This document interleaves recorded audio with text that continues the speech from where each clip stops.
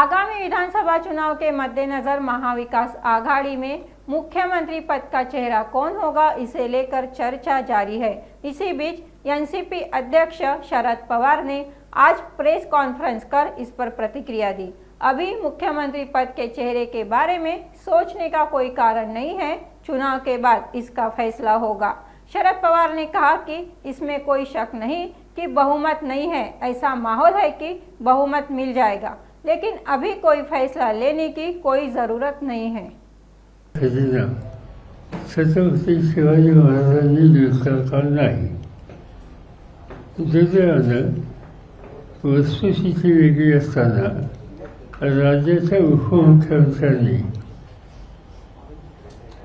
एक वेगळं विधान केलं आणि त्या विधानामध्ये त्यांनी असं ध्वनित केलं की अशा प्रकारचं लूट करण्याचं काम हे छत्रपतींनी केलेलं नव्हतं आणि चुकीचा इतिहास मांडण्याचं काम काँग्रेस पक्षाच्या वतीने केलं जातं।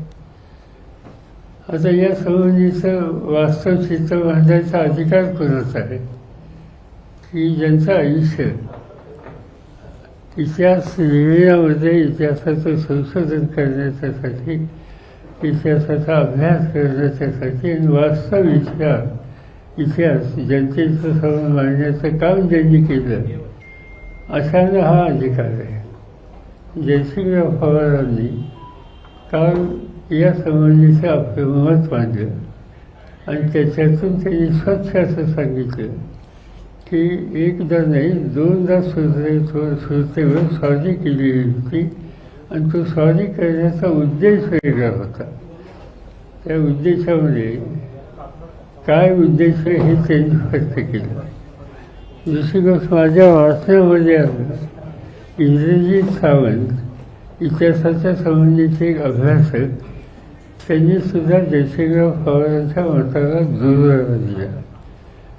त्यामुळे साहजिकच अपेक्षा ही आहे की खोटा इतिहास हा जनतेच्या समोर मांडू नये, नव्या पिढीच्या समोर मांडू नये।